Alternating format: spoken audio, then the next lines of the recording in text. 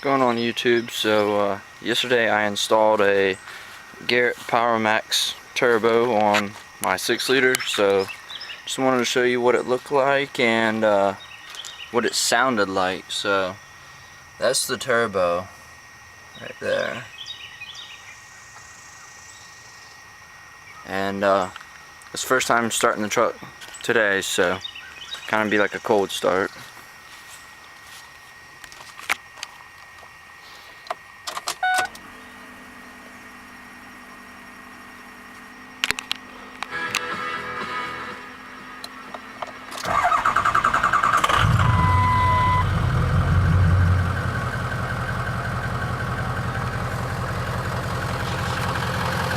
Got a live wire tuner for it.